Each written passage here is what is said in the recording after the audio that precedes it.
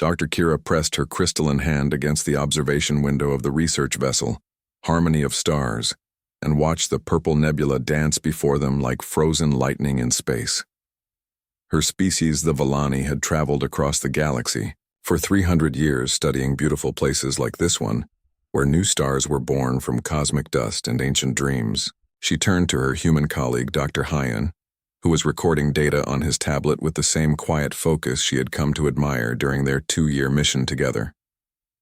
The human had joined their research team as part of a cultural exchange program between Earth and the Villani homeworld, and Kira found his presence both fascinating and comforting. Humans were still new to galactic society, having only made contact 50 years ago, but they seemed peaceful enough, though there was something in their eyes that reminded her of deep waters, hiding unknown currents beneath calm surfaces. The nebula stretched across their view like a cosmic garden painted in shades of violet and silver, and Kira felt the familiar joy that came with witnessing the universe create new worlds. Her people were botanists and terraformers who helped barren planets bloom with life, and seeing stellar nurseries like this one always filled her with hope for what could grow in the darkness between stars. Dr. Hyan looked up from his readings and smiled at her in that gentle way humans had when they were content. He had learned to speak in the soft harmonic tones that Villani preferred, and his presence had made this long mission feel less lonely, even though they were months away from any populated system. The bridge was quiet, except for the gentle humming of ship systems and the soft conversations of the 12 Villani crew members who were analyzing samples they had collected from the nebula edge. Captain Nara was reviewing star charts with Navigator Telly, while Science Officer Mina catalogued the mineral compositions they had discovered. It was peaceful work done by peaceful beings in one of the most beautiful corners of the galaxy. The attack came without warning, like thunder splitting a perfect sky. Alarms began screaming throughout the ship as massive forms dropped out of hyperspace around them. Kira felt her crystalline body trembling as she counted the vessels that surrounded their small research ship, like predators circling wounded prey. 20 warships bristling with weapons and painted in the dark red colors that meant only one thing in this part of the galaxy. The Torgan hegemony had found them. Dr. Hyan grabbed her arm and pulled her away from the window just as energy beams began lancing through space around their ship. The Torgans were a reptilian species that had been expanding their empire by conquering weaker civilizations for the past century, and they were known throughout the galaxy for their brutality toward anyone they considered inferior. Captain Nara, voice came over the ship communication system, but even her usually calm tones could not hide her terror. The Torgans were demanding their immediate surrender and threatening to destroy the ship if they resisted. But everyone aboard knew that surrender to the Torgans meant slavery or death, and sometimes both. The research vessel had no weapons because the Villani were a peaceful people who had never needed to fight anyone in their long history. Their ships were designed for exploration and scientific study, not combat, and against 20 Torgan warships they had no chance of escape. Kira watched through the bridge windows as Torgan fighters swarmed around their vessel like angry insects, while the larger ships moved into boarding positions. The reptilian warriors inside those ships would show no mercy to the Villani crew, and would probably sell them as slaves in the outer rim markets, where peaceful species brought high prices. The first boarding pod struck their hull with a sound, like breaking bones, and Kira knew their peaceful mission was over. She had heard stories of what the Torgans did to their prisoners, and the crystalline structure of her body began to resonate with fear, frequencies that made the air around her shimmer. Dr. Hyan was trying to access the ship emergency systems, but his human hands were shaking as he worked. Even though humans were stronger than Villani, they were still no match for Torgan warriors in powered armor, and Kira could see in his eyes that he knew they were all going to die or worse. The sound of energy weapons came from the corridor outside the bridge, and she knew the Torgans had broken through their outer defenses. Captain Nara was trying to send a distress signal, but Kira knew it was hopeless because they were too far from any friendly systems, and even if someone heard them, no one would risk fighting the Torgan hegemony for a small group of researchers. Thuriyar. Bridge door exploded inward, and Torgan soldiers in black armor came through like a flood of nightmares. They were massive reptilian beings with scaled skin and yellow eyes that held no mercy for the small crystalline creatures cowering before them. Their weapons were pointed at every Villani on the bridge, and their leader spoke in the harsh guttural language of the hegemony. War Captain Vex stepped through the smoke and debris wearing the red plume that marked him as a high-ranking officer in the Torgan military. He looked at the Villani crew with the same expression a predator might have when finding helpless prey, and his scarred face showed the kind of cruelty that came from years of conquering weaker species. The Torgan captain spoke in broken Galactic Standard, telling them they were now property of the hegemony and would be taken to processing centers where their value as slaves would be determined. Captain Nara tried to explain that they were peaceful researchers who had no military value, but War Captain Vex just laughed and ordered his soldiers to separate the crew into groups. Kira found herself pushed into a corner with Dr. Hyan and 3 other Villani while Torgan soldiers began destroying their research equipment and downloading their navigation data. She could hear other crew members crying in the harmonic frequencies of despair, and knew that some of them were already being taken to the Torgan ships. Dr. Hyan whispered to her that he was going to try to reach the emergency communications array and send out a distress call on all frequencies.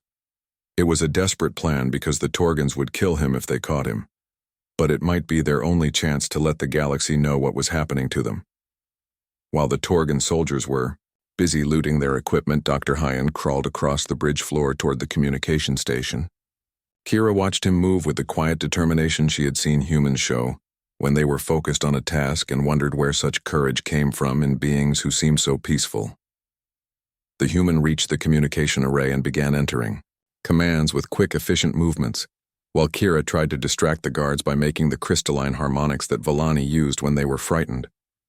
Her people's natural resonance frequencies seemed to annoy the Torgans, and they turned their attention to her while Dr. Hyan worked.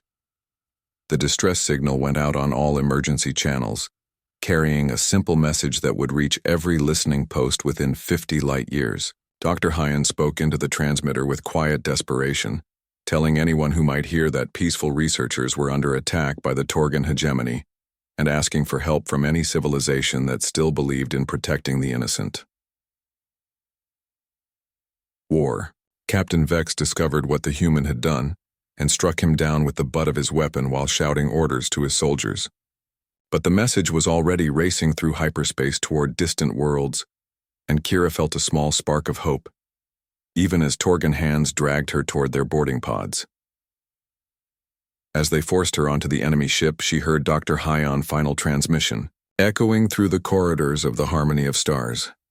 His voice was weak but determined as he sent out one last message on the human emergency frequency, telling his people what had happened and asking them to remember that sometimes the innocent needed protection from those who would do them harm.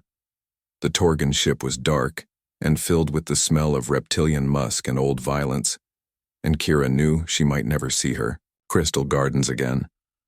But somewhere in the vast galaxy, a signal was traveling through the darkness, carrying news of their capture. And maybe someone would hear it, who still believed that peaceful beings deserved to live free among the stars. Captain Deho was reviewing patrol reports in his ready room aboard the human vessel Soul Vengeance when the emergency signal came through their long-range communications array. The message was fragmented and filled with static, but the desperation in Dr. Hyan's voice was clear enough to make the captain stop what he was doing and listen with growing anger to what his fellow human was saying. The transmission painted a picture of peaceful researchers being attacked by Torgan raiders while conducting scientific studies in neutral space, and Captain Deho felt something cold and dangerous stirring in his chest as he heard about the capture of innocent beings whose only crime was wanting to study the beauty of the universe. He immediately forwarded the distress signal to Terra Command along with all the tactical data Dr. Hyan had managed to transmit before his capture. The information included Torgan fleet positions and their planned raids on 3 more peaceful colonies, and Captain Deho knew that someone with higher authority than his would need to decide how humanity should respond to this act of aggression against their people and their friends. The response from Earth came faster than he had expected, and within 6 hours Captain Deho received orders to maintain his position and await the arrival of Admiral Minji, who was bringing the largest human fleet ever assembled to deal with what Terra Command was calling an act of war against human citizens and their allies. Admiral Minji arrived 2 days later aboard her flagship Terra Rising, accompanied by more ships than Captain Deho had ever seen in one place. The Third Fleet under Admiral Taman brought 40 destroyers and cruisers bristling with weapons that most galactic civilizations had never seen before, while the Fifth Fleet under Admiral Sumin added another 60 vessels designed for extended operations far from human space.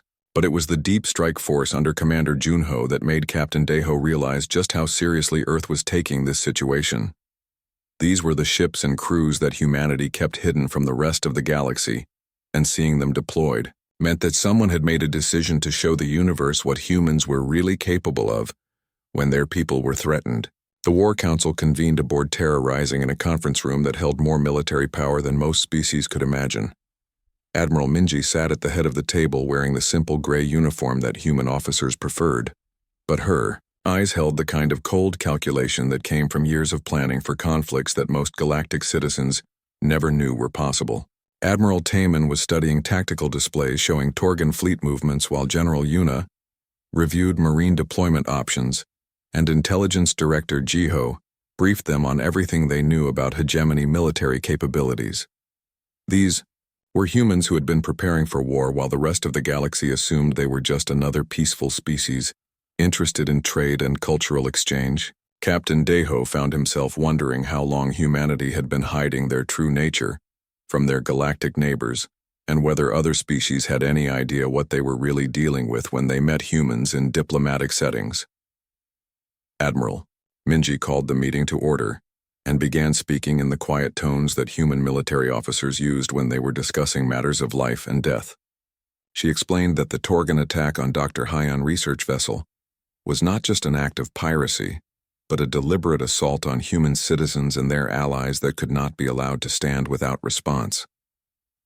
The Admiral activated a holographic display showing Earth rotating slowly in the center of the room, and Captain Deho felt his breath catch as she began explaining why their homeworld was classified as a Class 12 death world by galactic standards. Most species evolved on planets where life was relatively easy, and cooperation was the key to survival, but Earth had tried to kill its children every single day for millions of years. Ice ages that lasted millennia had frozen entire continents, while asteroid impacts had wiped out most life on the planet multiple times, and the very atmosphere had been toxic to most forms of life for billions of years. The creatures that survived on Earth had been forced to become predators or prey, and humans had risen to the top of that deadly hierarchy by becoming better killers than anything else their world could produce. They had hunted megafauna that could crush modern vehicles and survive disasters that would have ended most civilizations before they could develop technology. Admiral Minji explained that human diplomatic behavior over the past 50 years had been an exercise in restraint, not weakness, and that most galactic species had no idea they were dealing with apex predators who had chosen to be peaceful rather than beings who were naturally gentle. The room fell silent as the implications of this revelation sank in, and Captain Deho realized that everything he thought he knew about human society was only the surface layer of something much deeper and more dangerous. General Yuna spoke up from her position at the table and described the human military doctrine that had been developed during their early space expansion. Humans had studied every aggressive species in the galaxy and prepared for conflicts that their peaceful neighbors hoped would never come. And now the Torgans had given them a reason to use capabilities that had been hidden for decades. Admiral Taman activated another display showing human fleet formations, and Captain Deho saw ship classes and weapon systems that were not listed in any public records. The human military had been building for war while publicly maintaining that they were interested only in exploration and peaceful contact with other species. Intelligence Director Jiho briefed them on Torgan psychology and military tactics, explaining that the reptilian raiders had never faced serious resistance from the species they conquered, because most galactic civilizations were genuinely peaceful and lacked both the weapons and the mindset needed for effective military action. The Torgans had been expanding their empire for over a century by preying on weaker species and had developed an arrogance that made them believe they were the apex predators in their region of space. They had never encountered a species that was not only willing to fight back, but had evolved specifically to be better killers than anything they might face. Admiral Minji asked each officer for their assessment of the situation, and the consensus was unanimous. The Torgan hegemony had made a fatal error by attacking human citizens and their allies, and now they would learn what happened when true predators decided to hunt. The deployment orders were simple and devastating. The combined human fleet would proceed to Torgan space and systematically destroy their military capability while rescuing any prisoners they had taken. There would be no negotiations, no mercy, and no survivors among those who had chosen to prey on peaceful beings under human protection. Captain Deho found himself assigned to Admiral Taman Destroyer Squadron with orders to spearhead the attack on Torgan forward positions, while the main fleet dealt with their home systems. It was an honor he had never expected, and a responsibility that made him understand just how much his species had been hiding from their galactic neighbors. As the human fleet prepared to depart, Captain Deho received a personal message from Admiral Minji explaining that what they were about to do would change humanity's relationship with the rest of the galaxy forever. Once other species saw what humans were capable of in combat, there would be no going back to the peaceful facade they had maintained for 50 years. But sometimes peaceful species needed protectors who were willing to be monsters, and the Torgans had given humanity a reason to show the galaxy what Earth children could do when their friends were threatened by those who mistook kindness for weakness. The fleet departed human space in formations that spoke of centuries of military planning and preparation, and Captain Deho knew that the Torgan hegemony was about to learn that some species chose to be peaceful, not because they were weak, but because they were strong enough to show restraint, until that restraint was no longer possible. Admiral Minji's final transmission to the fleet was simple and direct. They were going to war not for conquest or glory, but to protect those who could not protect themselves, and to show the galaxy that peaceful beings would always have guardians willing to fight for them.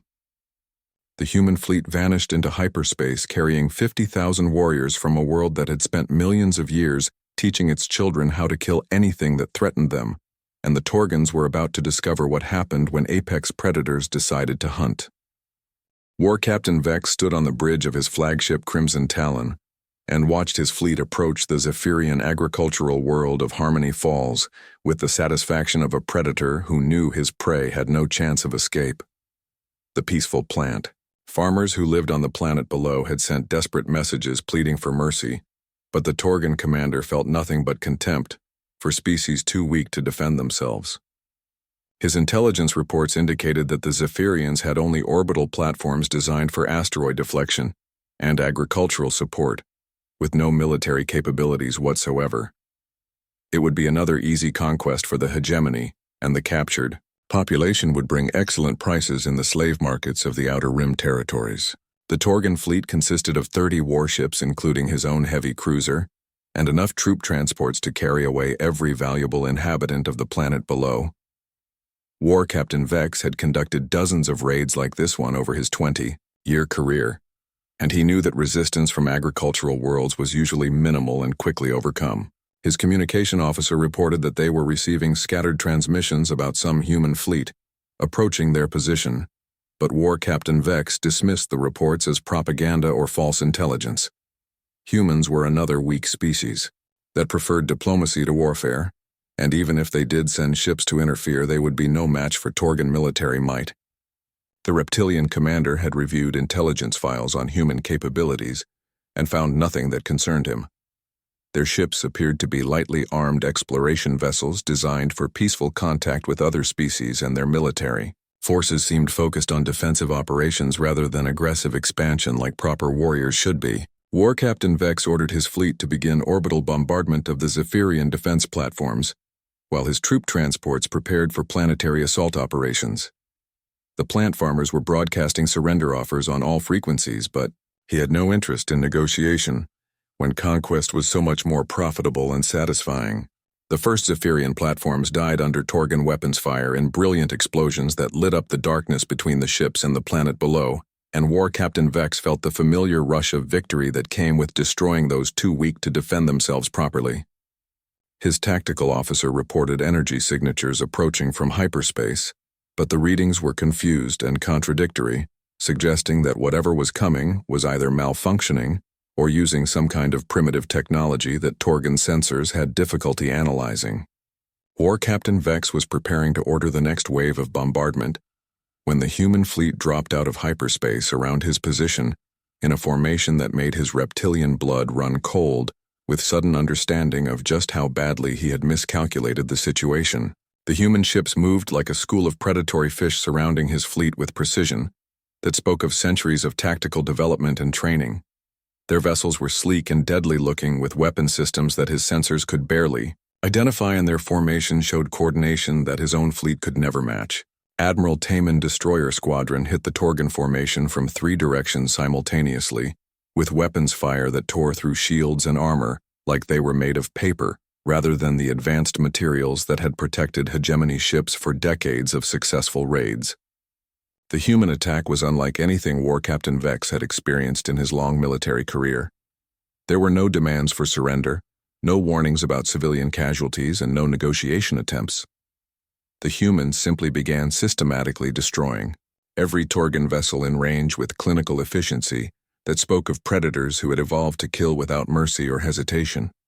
War Captain Vex tried to organize a counterattack, but his fleet was scattered and confused by the speed and coordination of the human assault. His heavy cruiser shuddered under impacts from weapons that seemed impossibly powerful for ships of their size, and he realized that human technology was far more advanced than their intelligence reports had indicated. The destroyer Soul Vengeance, commanded by Captain Deho, came alongside his flagship like a hunting beast closing with wounded prey, and War Captain Vex watched in horror as human marines in powered armor began cutting through his hull with tools that made Torgan military equipment look primitive by comparison. The sound of human boots echoing through the corridors of his ship filled War Captain Vex with a terror he had never experienced when facing other species. These were not the gentle explorers that hegemony intelligence had described, but apex predators who moved through his vessel like death itself, walking among the living. Commander Junho led the human boarding parties with tactical precision that turned every corridor and compartment of the Torgan ship into a killing ground where reptilian warriors found themselves outmatched by beings who had evolved on a world that tried to murder its children every single day for millions of years. The human marines fought like nothing War Captain Vex had ever seen, using coordination and ruthless efficiency that spoke of predators who understood violence in ways that even the aggressive Torgans could not match. They moved through his ship like a plague of destruction, leaving disabled or dead crew members in their wake. War Captain Vex tried to reach his personal weapons locker, but found his path blocked by a human marine whose armor bore the markings of a sergeant in their ground forces. The human was smaller than the Torgan commander, but there was something in his eyes that made the reptilian warrior understand that size meant nothing when facing a creature that had been bred by evolution to kill anything that threatened it. The fight was over in seconds, with War Captain Vex unconscious on the deck of his own bridge, while human marines secured his ship and began processing his surviving crew members as prisoners of war.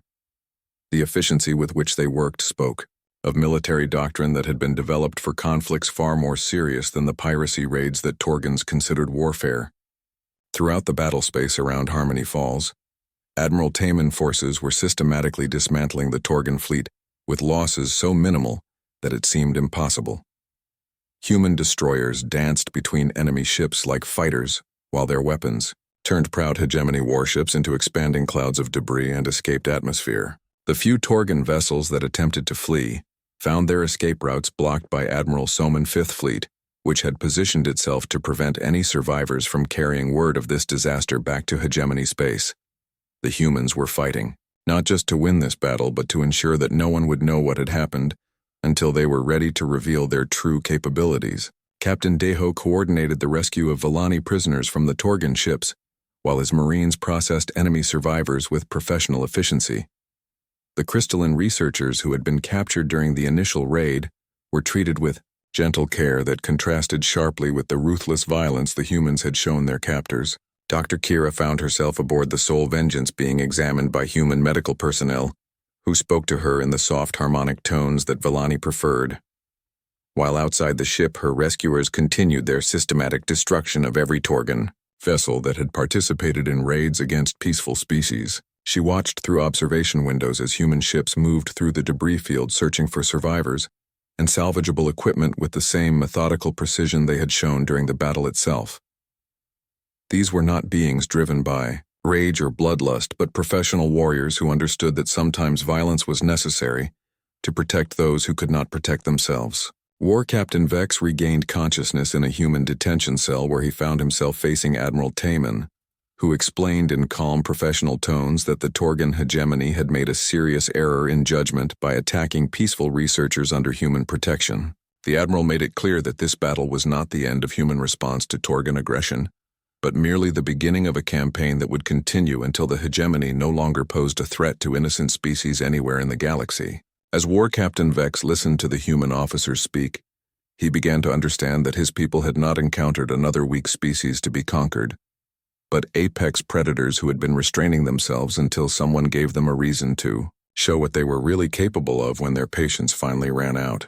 The battle for Harmony Falls ended with the complete destruction of the Torgan raiding fleet and the rescue of all prisoners who had been taken during their campaigns against peaceful worlds.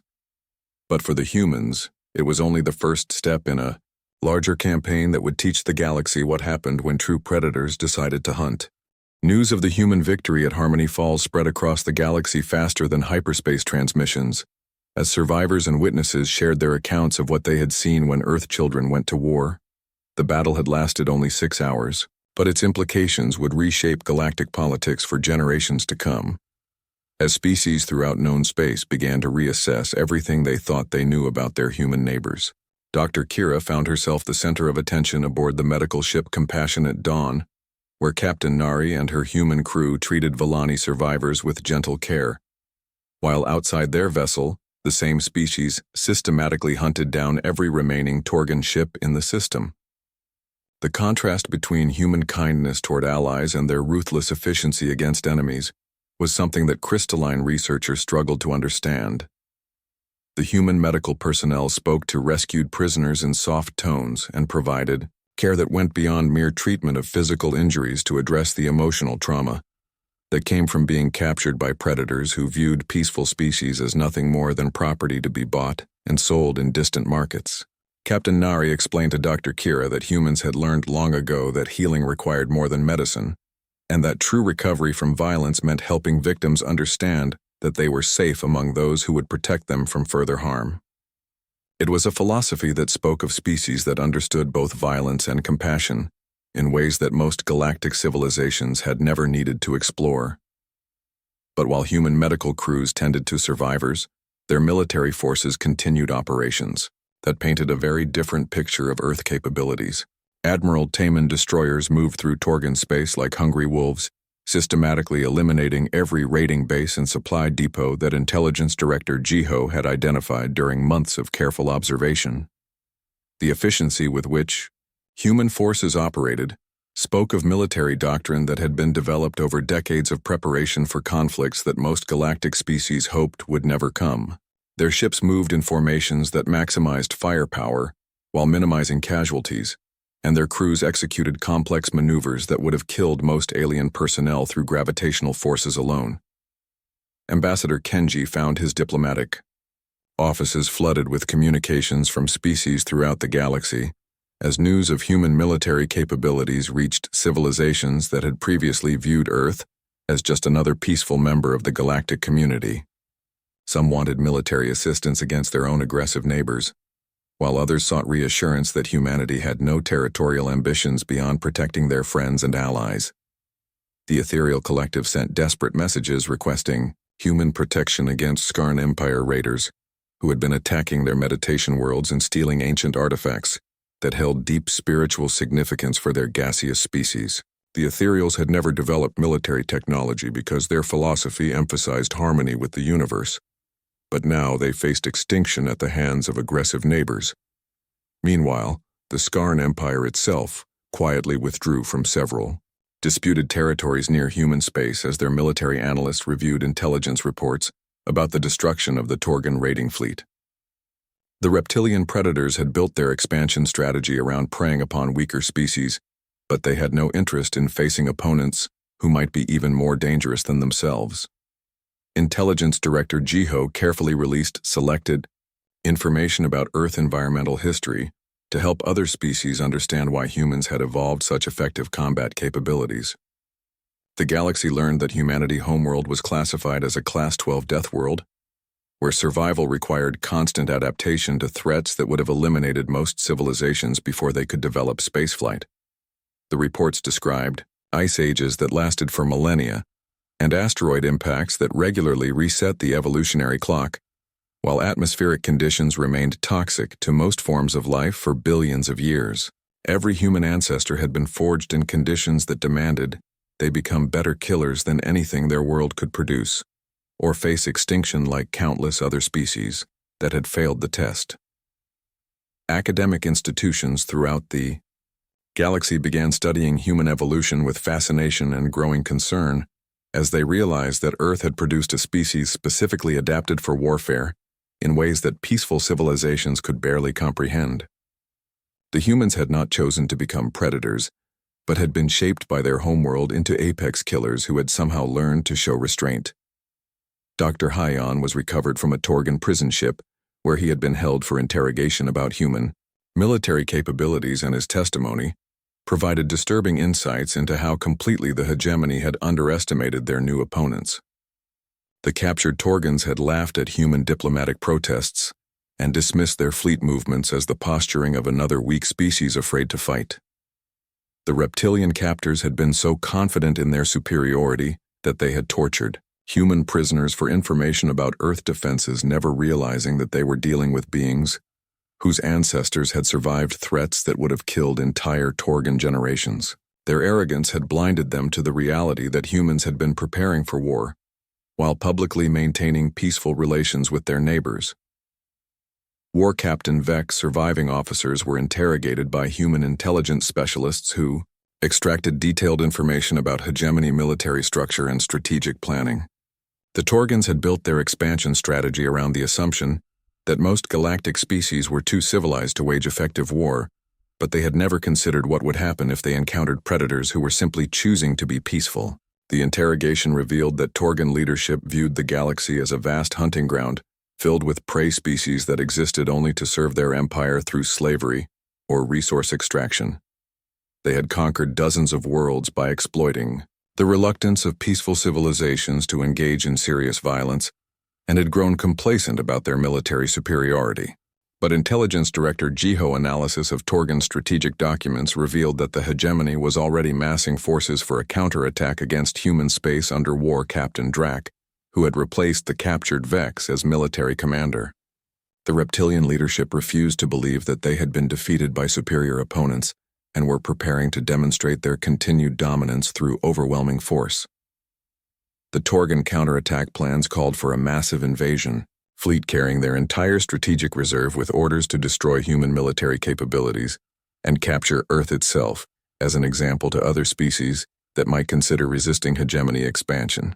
War Captain Drak believed that humans had simply used superior technology to achieve tactical surprise, but that Torgan numerical superiority would prove decisive in a prolonged conflict.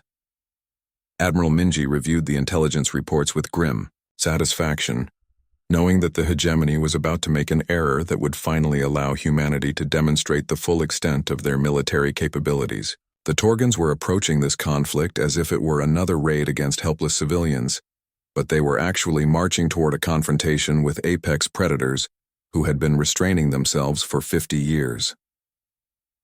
Ambassador Kenji diplomatic. Meetings became exercises in reassurance as peaceful species sought guarantees that human military power would be used only to protect the innocent, rather than for conquest or territorial expansion.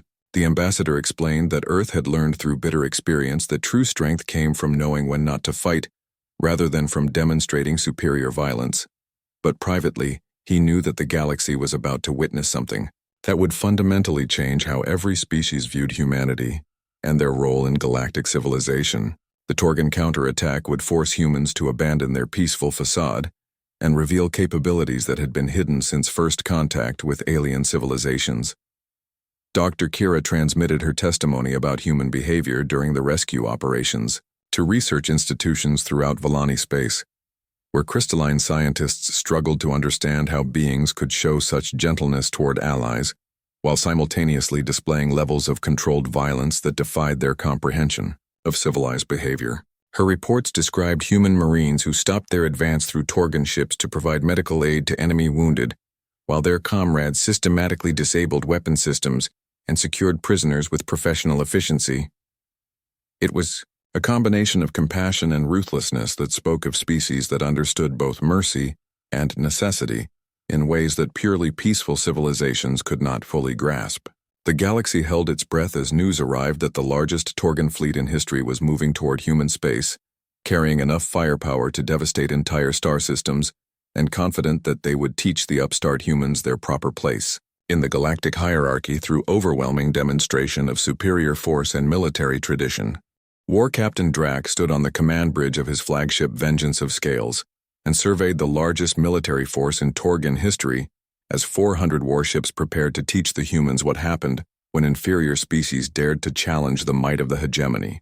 His fleet carried enough firepower to reduce planets to ash and included the finest warriors that reptilian civilization had produced during centuries of conquest and expansion. The new Torgan commander had studied every available report about human military capabilities and believed he understood their tactical advantages. The humans seemed to prefer surgical strikes using superior technology and coordination, but they had never faced the kind of overwhelming force that could absorb losses while grinding down enemy resistance through sheer numerical superiority. His intelligence analysts had identified what they believed were critical weaknesses in human military doctrine, including their apparent reluctance to accept heavy casualties and their focus on protecting civilian populations rather than pursuing total victory through any means necessary. These were the characteristics of a soft species that had never learned the harsh lessons that true warriors understood about the price of dominance. War Captain Drac had built his battle plan around forcing the humans into prolonged combat where Torgan advantages in numbers and willingness to sacrifice troops would eventually overwhelm their tactical superiority. Once human forces were weakened by attrition, his reserve fleets would strike directly at Earth itself and demonstrate to the galaxy what happened to species that interfered with hegemony expansion. The reptilian commander felt confident as his massive fleet approached the border of human space, where long-range sensors detected Admiral Minji forces waiting in defensive positions around a system that contained several human colonies. The enemy fleet appeared smaller than expected, with only 200 ships facing his 400-vessel armada, and War Captain Drac smiled as he realized that the humans had made a fatal error by choosing to fight on his terms. But Admiral Minji was not preparing for the kind of limited engagement that had characterized previous human military operations. The Torgan attack on peaceful researchers and their threat against Earth itself had triggered military protocols that had been developed during humanity's darkest planning sessions, when strategic analysts considered what would be necessary if their species ever faced existential threats from hostile aliens. The human fleet that waited for War Captain Drac represented not just military vessels, but the full application of Deathworld evolutionary advantages that had been hidden from galactic view for 50 years. Every ship carried crews that had been born and raised on a planet that killed anything weak enough to be vulnerable, and their orders came directly from Terra Command, with authorization to use whatever force was necessary to eliminate threats against human civilians. The battle began when Torgan forward elements entered the system expecting to face another surgical engagement, like the one at Harmony Falls, but instead encountered something that their strategic planning had never considered. Admiral Minji did not meet their attack with careful tactics designed to minimize casualties, but with the full fury of apex predators defending their territory and their young. Human destroyers moved through Torgan formations like school of hunting fish, executing maneuvers that subjected their crews to gravitational forces that would have killed most alien species, while their weapons systems fired with accuracy that turned enemy warships into expanding clouds of debris and superheated gas. Admiral Taman Third Fleet struck the Torgan left flank with coordination that spoke of evolutionary advantages, developed through millions of years of pack-hunting behavior. Human crews worked together with instinctive understanding that allowed them to execute complex tactical maneuvers, while their ships endured acceleration and direction changes that no other known species could survive. War Captain Drac watched his carefully planned assault dissolve into chaos as human forces demonstrated capabilities that his intelligence reports had never suggested were possible. The enemy ships moved like living things responding to threats, with reflexes that seemed impossibly fast while their weapons fired with precision that suggested targeting systems far more advanced than anything the hegemony possessed. But it was the human boarding actions that truly demonstrated the gulf between species that had evolved on peaceful worlds and apex predators from a death world that had been trying to kill its children for millions of years. Marine Captain Hyunwoo led assault forces that moved through Torgan vessels like death itself, walking among the living, while enemy warriors discovered that their natural advantages in size and strength meant nothing against beings bred for violence. The human Marines fought with coordination that spoke of pack-hunting behavior, refined by evolutionary pressure, while their equipment and training reflected military doctrine developed by species that understood warfare in ways that even aggressive civilizations like the Torgans could not match. They cleared enemy ships deck by deck, leaving disabled or dead crew members in their wake. War Captain Drac tried to organize a counterattack using his numerical superiority, but found that human forces seemed to anticipate every tactical move he attempted. The enemy fleet moved like a single organism, responding to threats with reflexes that had been developed through millions of years of survival on a world that demanded perfection from its children or rewarded failure with extinction. Admiral Soman, Fifth Fleet, demonstrated why humans had hidden their true military capabilities by executing maneuvers that would have been impossible for crews from any other known species. Her ships danced through asteroid fields and debris clouds while maintaining weapon locks on targets that Torgan sensors could barely track, and her crews endured acceleration forces that should have turned their bodies into paste. The systematic destruction of the Torgan invasion fleet became less a battle than a demonstration of what happened when true apex predators decided that their patience had finally been exhausted. Human forces showed no mercy to aggressors who had preyed upon peaceful species, while their medical personnel continued treating wounded enemies with care that spoke of civilization built upon strength rather than weakness. Commander Junho Deep, Strike Force penetrated Torgan defensive formations like hunting packs surrounding wounded prey, and War Captain Drac found himself watching the finest warriors his species had produced being systematically dismantled by beings who had evolved, specifically to kill anything that threatened them or their allies. The reptilian commander finally understood that his people had not been defeated by superior technology or tactical surprise, but by species that represented evolutionary advantages developed on world that had spent geological ages weeding out anything that was not perfectly adapted for violence and survival. War Captain Drac was captured when human Marines breached his flagship bridge, and he found himself face to face with Admiral Minji, who explained in calm professional tones that the Torgan hegemony had made fundamental error in judgment by threatening peaceful species under human protection. The Admiral made it clear that this battle represented not just military victory, but the beginning of a new era in galactic politics, where aggressive species would no longer be able to prey upon civilizations that had chosen peace over warfare. Humanity had revealed their true nature and would now serve as guardians for those who could not protect themselves.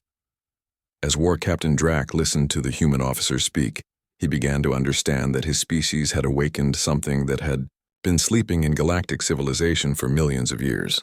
The humans were not just another military power, but apex predators who had learned restraint and who would now use their evolutionary advantages to protect the innocent from those who would exploit their peaceful nature.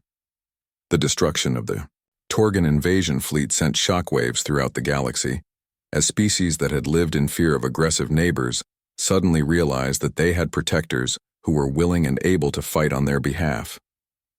The news of human victory spread faster than hyperspace communications as survivors carried word of what they had witnessed. Dr. Kira found herself addressing the Villani Council, where she described human behavior during both rescue operations and combat actions, explaining how the same species could show infinite gentleness toward those they protected, while displaying levels of controlled violence that peaceful civilizations could barely comprehend. Ambassador Kenji's office was flooded with requests from dozens of species seeking protection under what became known as the Terran Protection Compact, as peaceful civilizations throughout the galaxy asked humanity to extend their defensive umbrella over worlds that had no military capabilities of their own. The formation of the compact represented fundamental shift in galactic politics as humanity accepted the role of guardians for peaceful species while making it clear that aggressive civilizations would face the full military might of Deathworld, apex predators if they continued preying upon the innocent.